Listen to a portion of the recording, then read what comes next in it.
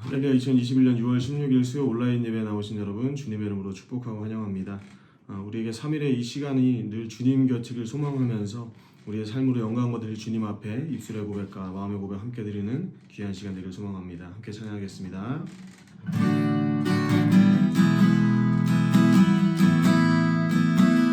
주님 큰 영광 받으소서. 홀로 찬양 받으소서. 모든 이름 위에 뛰어난 그 이름 온 땅과 하늘이 다 찬양해. 겸손하게 우리 무릎 꿇고 주 이름 앞에 영광 돌리세. 모두 절하세 독생자 예수. 주님께 찬양 드리리. 모든 영광과 존귀와 능력 받으소서. 주님 받으소서. 영광과 존귀와 능력 받으소서. 주님 받으소서. 그리스도 살아계신 하나님. 주님 큰 영광 받으소서. 주님 큰 영광 받으소서. 홀로 찬양 받으소서. 모든 이름 위에 뛰어난 그 이름 온 땅과 하늘이 다 찬양해. 겸손하게 우리 무릎 꿇고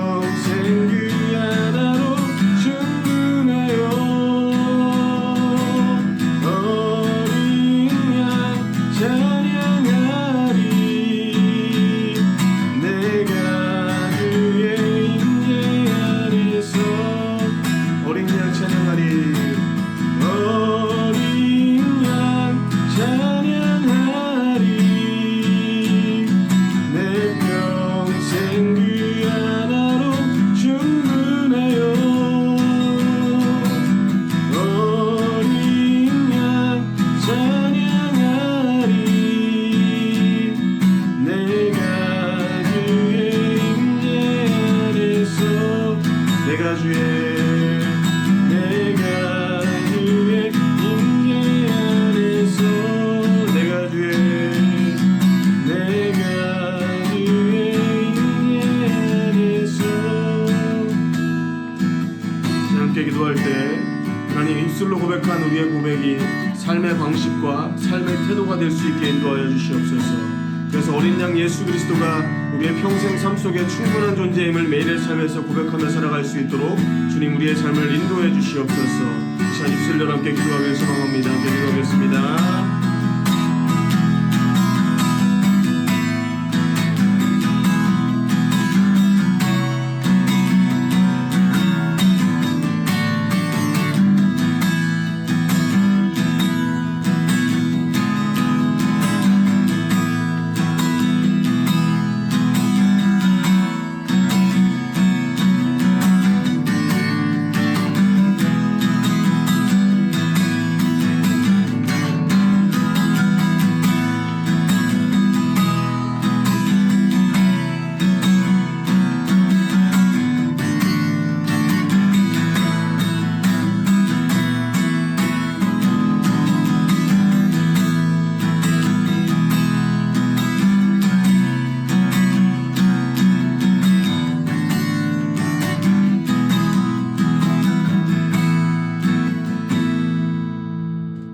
하나님 감사합니다. 오늘도 말씀이 있는 곳, 주님 계신 곳, 하나님의 성전에 앉습니다.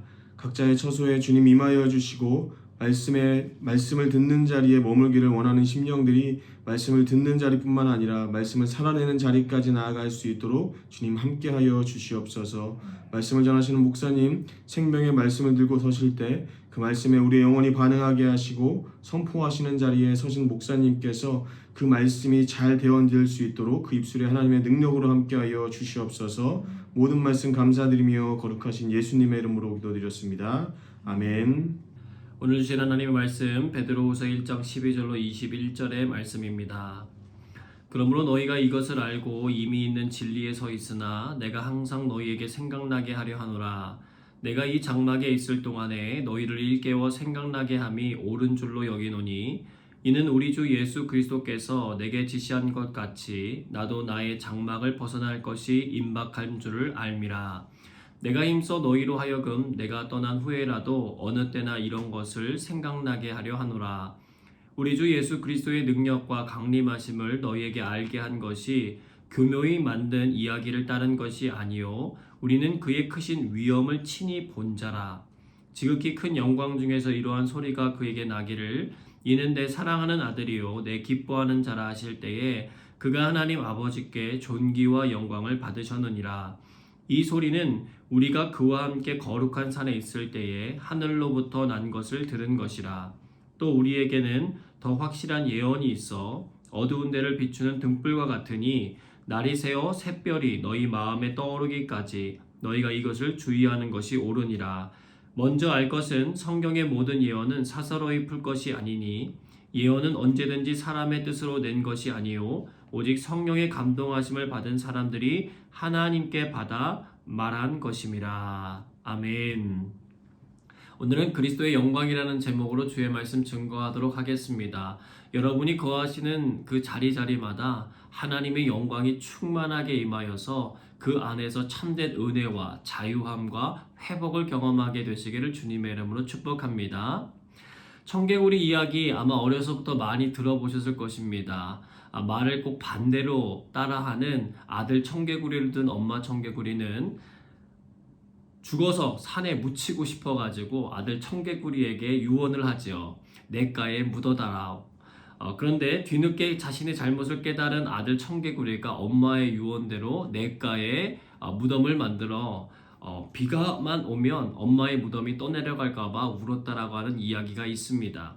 그런데 초등학교에 입학할 학생들을 대상으로 어느 날 이 부분에 대해서 이제 국어 시험을 치르게 되었는데요. 이 이야기에 대한 문제가 주관식으로 나온 것입니다. 엄마가 죽은 아들 청개구리한테 뭐라고 이야기해주고 싶은가요? 라고 하는 주관식이었는데요. 여러분이라고 하면 뭐라고 쓰시겠습니까? 한 학생이 이렇게 적었다고 그래요.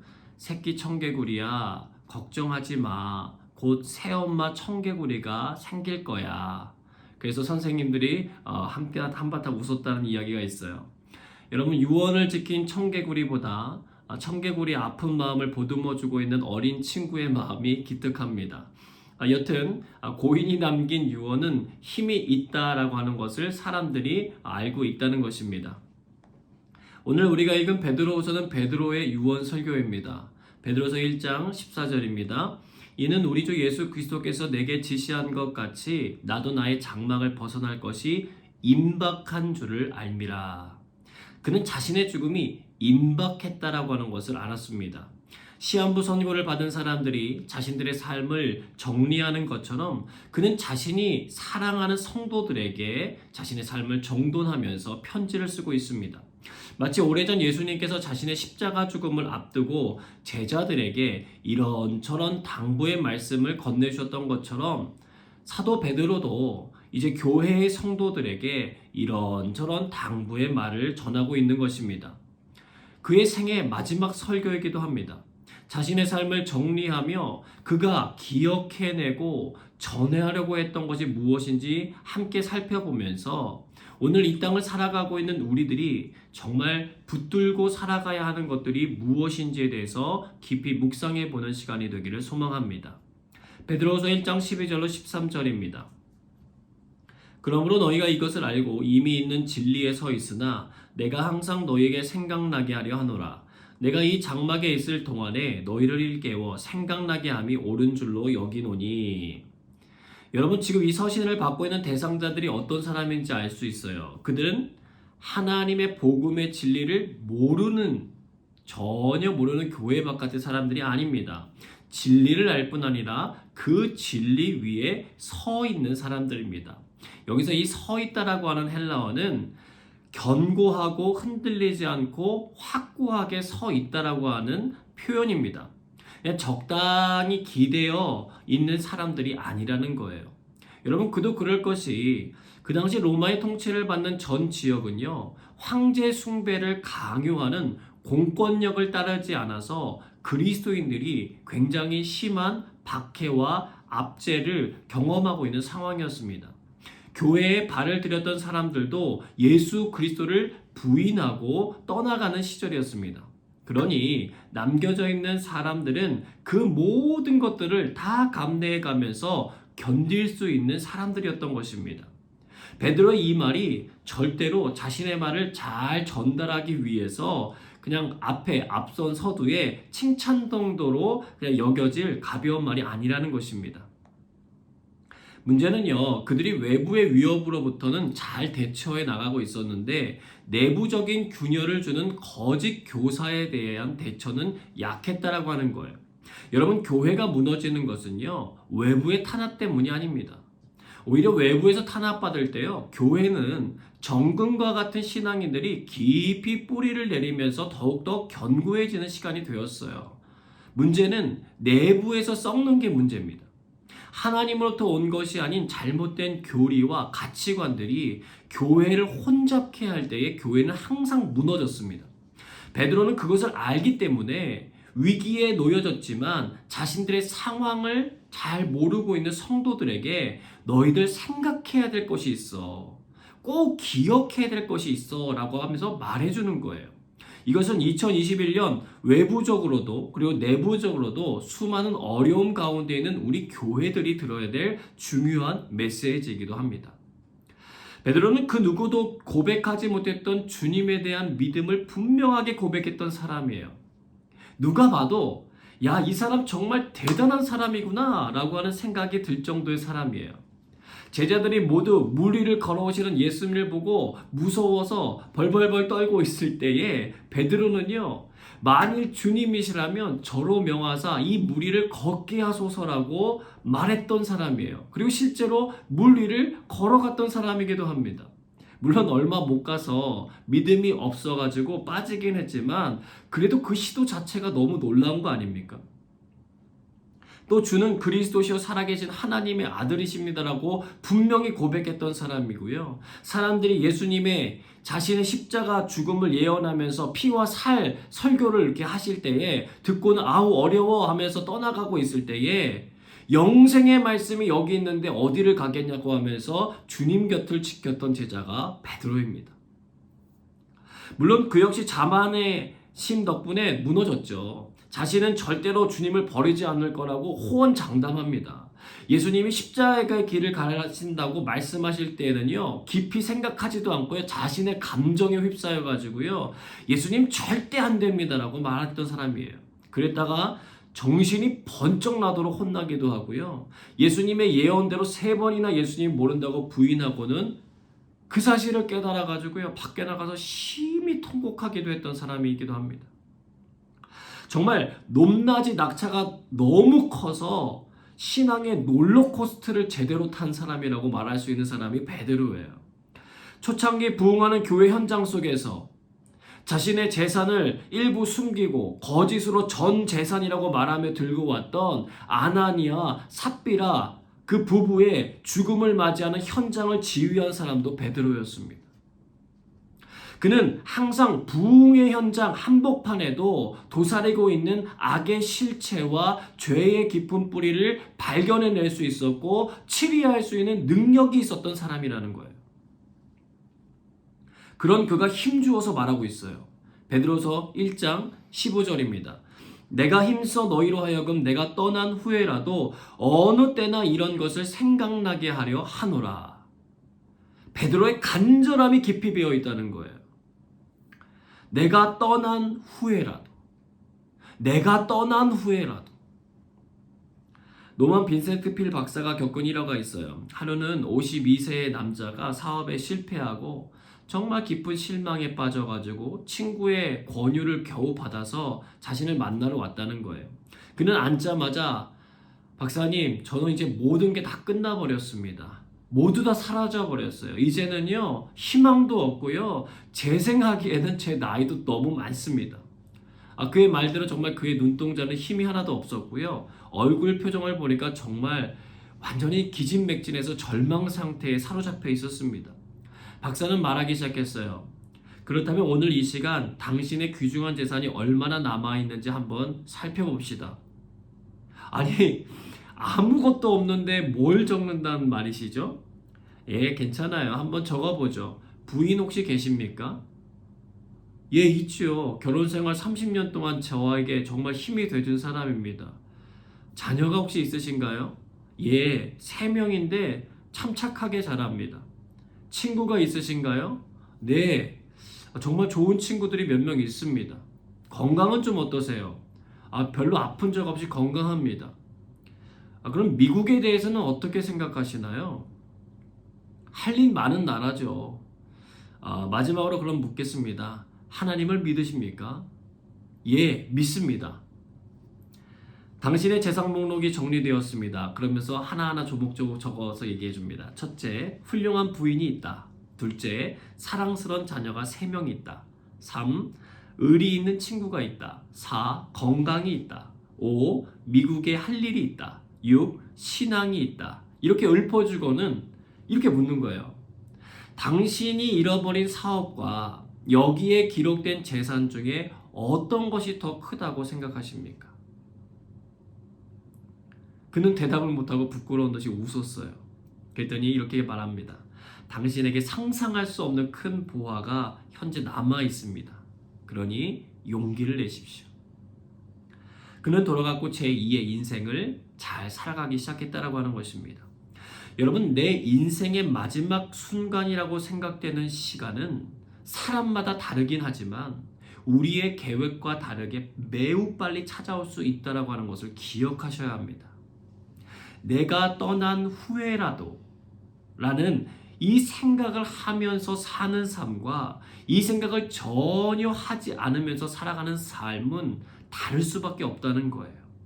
베드로는 마치 노만 빈센트 필 박사가 절망에 빠져 있었던 52세의 중년 남자를 깨우쳐 다시 일어서게 하는 것처럼 오늘 살아가고 있는 우리들을 깨우쳐서 다시 일어서게 하려고 하는 것입니다. 이제 한번 그의 처방전을 보도록 하겠습니다. 베드로후서 1장 16절로 18절 말씀 같이 읽어보도록 하겠습니다. 우리 주 예수 그리스도의 능력과 강림하심을 너희에게 알게 한 것이 교묘히 만든 이야기를 따른 것이 아니요 우리는 그의 크신 위엄을 친히 본 자라. 지극히 큰 영광 중에서 이러한 소리가 그에게 나기를 이는 내 사랑하는 아들이요 내 기뻐하는 자라 하실 때에 그가 하나님 아버지께 존귀와 영광을 받으셨느니라. 이 소리는 우리가 그와 함께 거룩한 산에 있을 때에 하늘로부터 난 것을 들은 것이라. 아멘. 여러분, 이것이 오늘 베드로가 생각나게 해주고 싶고 깨우쳐주고 싶었던 중요 메시지예요. 자기 자신이 변화산에 올라가 직접 경험했던 예수 그리스도가 어떤 분이었는지를 증언하는 고백이라는 것입니다. 마태복음 17장과 마가복음 9장, 누가복음 9장에 나오는 사건이에요. 예수님이 베드로와 야고보와 요한을 데리고 산으로 올라가십니다. 그리고 그곳에서 기도하시는데요. 예수님의 얼굴이 빛나는 광채와 영광이 나타나고요. 그 옷이 휘어지기 시작해요. 그리고 모세와 엘리야가 나타나 함께 이야기를 나눕니다. 얼마나 신비롭고 황홀했는지요. 베드로가 그곳에서도 가만히 있을 수가 없는 거예요. 그래서 또 말합니다. 주님, 우리가 여기 있는 게 좋사오니 우리가 여기 초막 셋을 짓되 하나는 주님을 위해서, 하나는 모세를 위해서, 하나는 엘리야를 위해서 하겠습니다. 성경에 재밌는 기록이 있는데요. 자기가 무슨 말을 하는지도 모르고 말했다라고 기록해주고 있어요. 완전히 그냥 떠 있는 거죠. 그때 구름이 와서 그들을 덮고 무서워 떨 때의 음성이 들리는 거예요. 누가복음 9장 35절입니다. 구름 속에서 소리가 나서 이르되 이는 나의 아들 곧 택함을 받은 자니 너희는 그의 말을 들으라. 예수님의 신적 권능이에요. 베드로는 이 사건을 목격한 사람으로서 증언하는 것입니다. 예수 그리스도의 능력과 강림하심을 같이 꺼내들었다고 하는 것 중요한 거예요. 예수 그리스도의 능력을 의심하는 사람은 없어요. 문제는 주님의 약속인 그리스도의 강림, 주님의 재림을 의심하는 사람들이 교회 안에 생겨났다는 거예요. 예수님이 제자들 곁에서 하늘로 올려져 가실 때에 주의 천사들이 말했습니다. 사도행전 1장 11절에 보니까 이 예수는 하늘로 가심을 본 그대로 오시리라. 예수님도 자신의 재림에 대해서 말씀하셨습니다. 요한복음 14장 3절입니다. 가서 너희를 위하여 거처를 예비하면 내가 다시 와서 너희를 내게로 영접하여 나 있는 곳에 너희도 있게 하리라. 사도 바울도요, 이 부분에 대해서 말했습니다. 데살로니가전서 1장 10절입니다. 또 죽은 자들 가운데서 다시 살리신 그의 아들이 하늘로부터 강림하실 것을 너희가 어떻게 기다리는지를 말하니 이는 장래에 노하심에서 우리를 건지시는 예수시니라. 문제는요, 그 재림에 대해서 자꾸만 의심하게 만드는 거짓 교사들이 교회 안에 들어와서 사람들을 설득할 뿐 아니라 재림 신앙을 잊어버린 채 현실을 살아가도록 유도하고 있었다는 거예요. 이 문제에 대해서는요, 베드로후서 2장과 3장을 다루면서 좀 더 깊이 있게 나누도록 하겠습니다. 자, 오늘은 편지의 서두 부분이기도 하면서 베드로가 내리는 결론이기도 한 부분이에요. 이 진리의 토대 위에 굳건히 서야만 우리의 신앙이 좌우로 흔들리지 않고 균형을 잘 이루어갈 수 있다라고 하는 것입니다. 그것이 무엇입니까? 그가 만나고 직접 눈으로 보았던 예수 그리스도의 큰 영광이라는 거예요. 예수님의 신적 권위는 하나님으로부터 받은 하늘의 권세라는 거예요. 베드로는 이 일의 증인이라는 것입니다. 우리의 신앙생활이 여러분 더 나아가지 못하는 큰 이유 중에 하나는요, 우리 주 예수 그리스도의 능력과 영광과 존귀를 경험해보지 못했기 때문에 그래요. 거대한 자연 앞에서도요, 사람은요, 경외함을 느끼는데 정작 경외함을 느껴야 할 그리스도에 대해서는 그저 한 명의 사람으로 대하는 경우가 많다는 것입니다. 물론 변화산에서 보여준 베드로처럼 그리스도의 신성만을 추구하는 신비주의에 빠지면 안 되지만 그리스도의 말씀은 현명한 지혜자의 말이나 아니면 고대 성인의 말 정도로 여겨져서는 안 되는 것이라는 것입니다. 그분은 삼위일체 되신 하나님의 본체이시기 때문에 그래요. 베드로에게 변형돼서 자신의 실제 모습을 보여준 예수 그리스도는 오늘날도 성령의 조명 안에서 자신의 영광과 존귀를 보여주신다는 거예요. 여러분, 그래서 그 일을 경험한 수많은 사람들이 오늘날도 찬양의 가사를 지어내고 시를 적어내서 주님의 이름을 높이고 찬양하고 있는 것입니다. 그 일이 가능한 것은요, 예수 그리스도께서 오늘도 살아 역사하시는 능력의 하나님이시기 때문에 그래요. 이것은 소설 속의 이야기가 아니라 역사적인 사실로 이루어지고 있는 현실이라는 것입니다.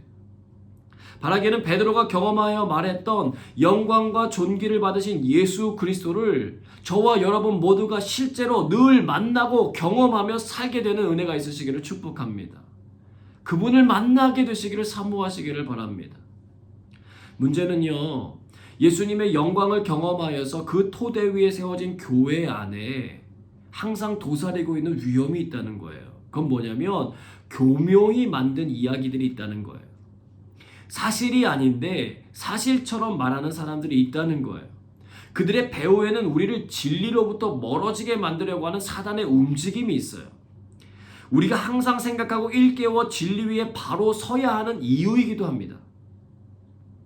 교묘하다는 말은요, 남달리 재치 있고 묘하다는 뜻인데 이것은 좋은 의미로 쓰여지기보다는 부정적인 의미로 많이 사용되는 단어입니다.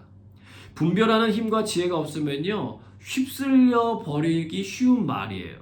그들의 말은 달콤한 사탕 같아서요, 거칠은 십자가의 복음이 미련해 보이게 만듭니다. 교회에서 하는 모든 일들이 바보스럽게 여겨지게 만들고요, 어리석어 보이게 만드는 놀라운 재주가 있습니다. 창세기 3장은요, 그 교묘함을 아주 잘 드러내주는 사건이 기록되어 있어요. 바로 인류 최초 사람인 아담과 하와가 뱀으로 변장한 사단의 꾀임에 넘어간 것입니다. 뱀이 여자에게 교묘하게 알려준 것은 4가지였어요. 첫째, 먹어도 죽지 않는다. 둘째, 먹으면 눈이 밝아진다. 셋째, 먹으면 선악을 알게 된다. 넷째, 먹으면 하나님과 같이 된다. 교묘한 말들인데 결국은 그 말에 말려들어서 선악을 알게 하는 나무의 실과를 따먹고 말았다는 거예요. 이것을 어떤 사람들은 그들의 책임으로 몰아세우는 경향이 있는데 우리였어도요, 똑같이 넘어졌을 거예요. 지금도 자신의 삶을 한번 돌이켜 보시기 바랍니다.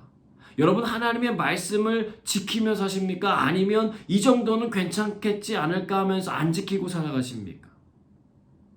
아담과 하와는 오래전 과거의 그냥 역사 속에 멀리 있는 존재가 아니라 오늘 우리의 마음에도 여전히 살아 움직이고 있는 사람들이라는 거예요. 아담과 하와를 교묘하게 꼬여낸 사단의 움직임은 여전히 교회 안에 들어와 우리를 미혹해서 택함받은 자들이라도 넘어뜨리려고 한다는 것을 우리는 경계할 필요가 있다는 것입니다. 베드로는 그것을 경계하고 있는 거예요. 예수 그리스도의 영광과 존귀를 깊이 알고 누리는 자만이 그분의 약속하신 강림을 기다리며 거룩한 삶을 살아낼 수 있기 때문에 그렇습니다. 베드로후서 1장 19절로 21절 말씀 같이 읽겠습니다. 또 우리에게는 더 확실한 예언이 있어 어두운 데를 비추는 등불과 같으니 날이 새어 샛별이 너희 마음에 떠오르기까지 너희가 이것을 주의하는 것이 옳으니라. 먼저 알 것은 성경의 모든 예언은 사사로이 풀 것이 아니니 예언은 언제든지 사람의 뜻대로 낸 것이 아니요 오직 성령의 감동하심을 받은 사람들이 하나님께 받아 말한 것임이라. 아멘. 오래전에요, 시각장애인 한 사람이 밤에 길을 걸어가고 있었습니다. 그는 자신의 눈이 보이지 않아서 혹시나 마주오는 사람들과 부딪힐까봐 걱정이 돼서 등불 하나를 들고 거리로 나갔어요. 큰 부딪힘 없이 잘 가고 있었는데 갑자기 어디 좀 갔을 때 어떤 사람과 이마를 부딪히면서 꽉 넘어진 겁니다.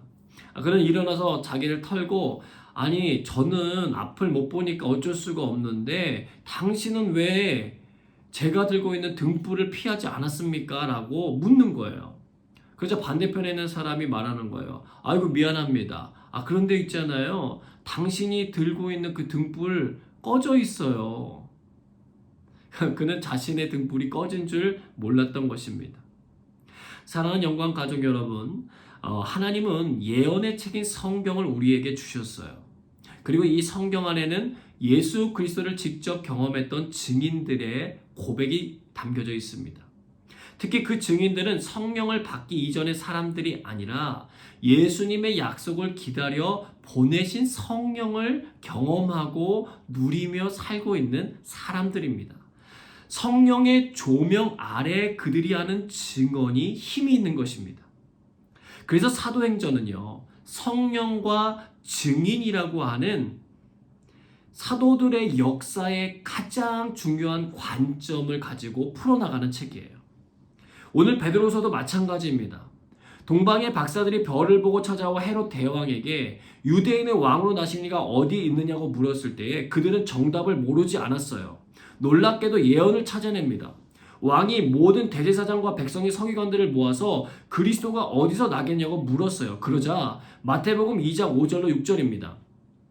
이르되 유대 베들레헴이오니 이는 선지자로 이렇게 기록된 바 또 유대 땅 베들레헴아 너는 유대 고을 중에서 가장 작지 아니하도다. 내게서 한 다스리는 자가 나와서 내 백성 이스라엘의 목자가 되리라 하였음이니이다. 미가서 5장 2절의 말씀을 찾아내요. 그 많은 구약의 율법서들 중과 선지서들 가운데 찾아낸단 말이죠. 그러나 그들은 그분이 예수라고 하는 사실을 몰랐다는 것입니다. 예언을 안다고 해서요, 예수 그리스도를 아는 건 아닙니다. 반면 그분의 제자가 아님에도 예수를 알아본 사람들이 있어요. 동방박사들, 양치는 목동들이 그랬고요. 누가복음 2장 25절을 보겠습니다. 예루살렘에 시몬이라고 하는 사람이 있으니 이 사람은 의롭고 경건하여 이스라엘의 위로를 기다리는 자라. 성령이 그 위에 계시더라. 지식적으로 안다고 해서 알아볼 수 있는 게 아니에요. 그는 성령의 조명 안에서 예수 그리스도를 만나고 경험할 수 있었습니다. 동일하게 하나님의 말씀을 읽는다고 해도 성령 없이 읽는 자가 깨닫는 것과 성령님의 도우신 가운데 깨닫는 것은 엄청난 차이가 있을 수밖에 없습니다. 믿는 우리들이 관심 가져야 할 것은 성령의 도우심 없이 읽고 해석하는 사람들의 말이 아니라 성령의 도우심을 받으며 읽고 해석하는 사람들의 말이어야 한다는 거예요. 무엇보다 성경의 진리가 내 속에서 깨달아지고 주의 존귀와 영광을 기억하고 생각하며 살아가는 삶이 되기 위해 성령의 역사하심을 사모해야 합니다. 우리는 성령의 시대에 살아가고 있는 사람들이에요. 그분은 우리가 구하고 찾고 두드리면 주시고 찾게 하시고 문을 열어주시는 분이십니다. 무엇보다 성경의 진리를 깨달을 수 있도록 간구해 보시길 바랍니다. 주님께서 그 은혜의 문을 활짝 여셔서 우리를 진리의 온전한 자리로 이끌게 되실 줄로 믿습니다. 함께 찬양하고 기도하겠습니다.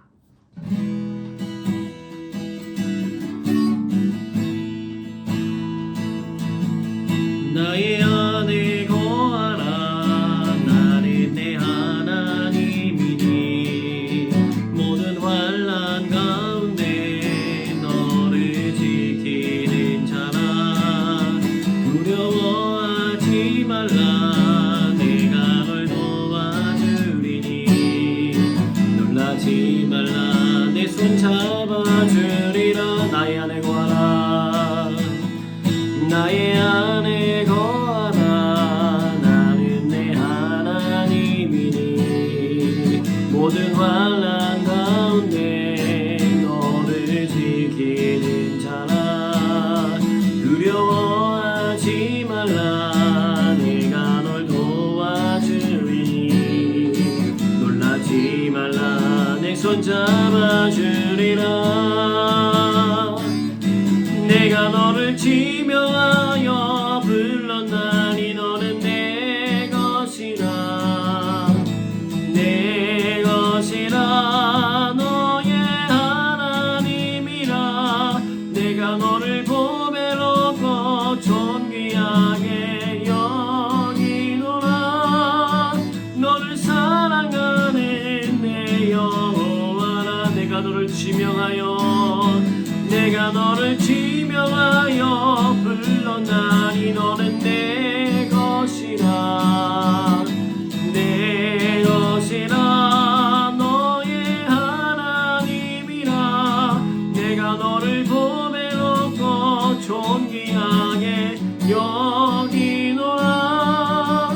너를 사랑하는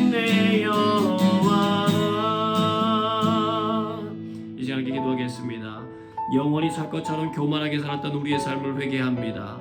나의 장막을 벗어날 때를 생각하며 겸손하게 주의 뜻 안에 살아가는 삶이 되게 하여 주옵소서. 함께 기도합니다.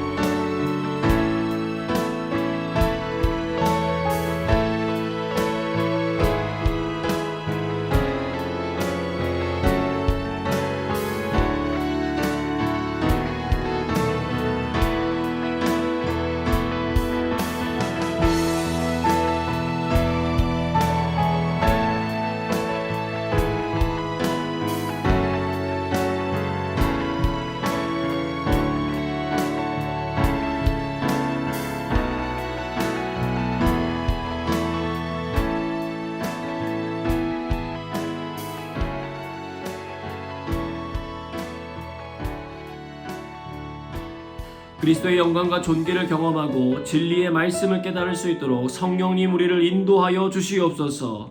기도하는 이 시간을 복되게 하여 주셔서 주님의 임재를 강하게 경험하는 시간이 되게 하여 주옵소서. 함께 기도하겠습니다.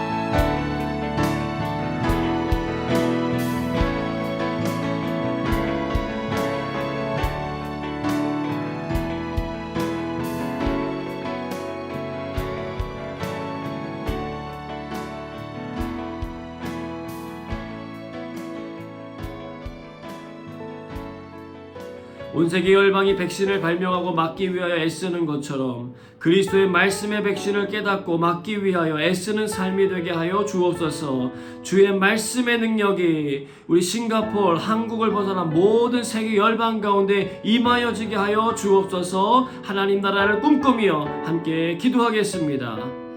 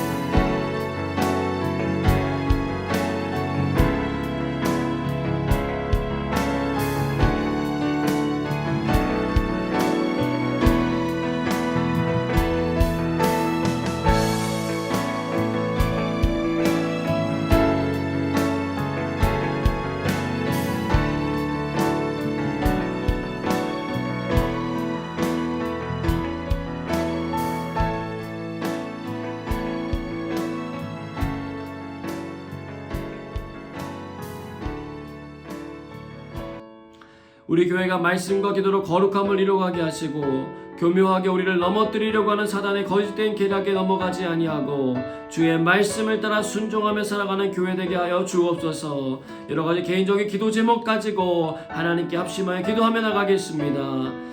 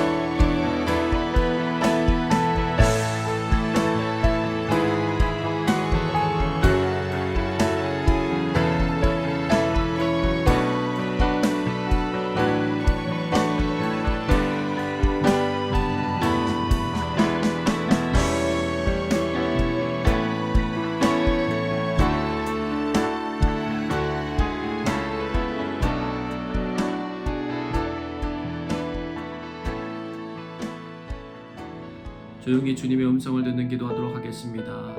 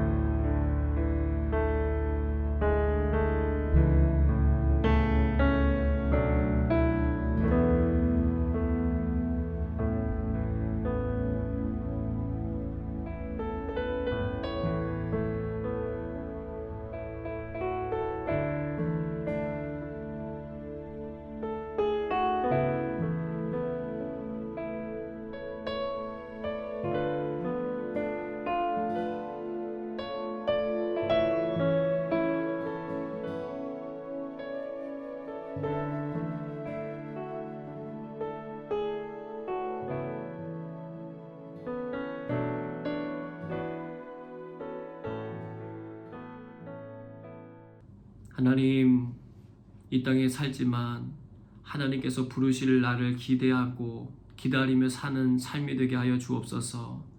주님의 오심을 기다리며 날마다 우리의 삶을 주께서 기뻐하시는 거룩함의 삶의 자리로 만들어갈 수 있도록 인도하여 주옵소서. 우리의 힘으로 할 수 없습니다. 우리의 지혜로 할 수 없습니다. 성령님 우리에게 강하게 임재하여 주사 우리의 심령을 다스려 주시고 하나님 기뻐하시는 아름다운 의의 옷을 입게 하시며 거룩한 삶을 살아갈 수 있는 아름답고 복된 삶의 축복이 있도록 은혜 베풀어 주시옵소서. 하나님, 우리 교회의 모든 사랑하는 성도님들 한 분 한 분을 주님께서 축복하여 주셔서 어디에 있든지 하나님의 영광을 위하여 쓰임받게 도와주시고 영육간의 강건함을 주시고 실망하여 절망하여 넘어질 때마다 우리 주님이 피 묻은 주의 오른손으로 일으켜 세워주셔서 하나님 다시금 힘을 얻게 하시고 용기 얻게 하시고 주의 사람으로 세워져 갈 수 있도록 인도하여 주시옵소서. 하나님 약해져 있고 아버지 하나님 믿음이 더디어지는 모든 영혼들이 있다면 우리 주님 크고 놀라우신 하나님의 손으로 안아주셔서 그들로 하여금 하나님을 경외하는 것들을 알게 하여 주시고 하나님 체험으로 그들의 삶으로 하나님의 살아계심을 느끼고 그 안에서 참된 자유와 기쁨을 회복해 갈 수 있도록 하나님 우리 성도님들의 삶을 붙들어 주시고 인도하여 주시옵소서. 이 세상을 살아가는데 하나님이 주는 지혜가 필요합니다. 하나님 지혜 주시고 늘 물가에 심겨진 나무처럼 아름답고 복된 열매를 맺는 우리 귀한 영혼들 될 수 있도록 인도하여 주시옵소서. 하나님 우리가 살아가기 위하여 애쓰고 힘쓰는 모든 노력만큼이나 주 예수 그리스도를 향한 마음이 불붙듯이 일어날 수 있도록 하나님 도와 주시옵소서. 모든 것 주께 감사드리오며 사랑이 마신 예수님의 이름으로 기도드리옵나이다. 아멘. 이제는 우리 구주 예수 그리스도의 은혜와 아버지 하나님의 그 크신 사랑하심과 성령의 내주교통 역사하심이 주님의 말씀에 따라 순종하여 살아가기로 결단하는 모든 성도들과 함께 하사 말씀의 은혜가 충만케 하시길 주님의 이름으로 간절히 축원하옵나이다. 아멘.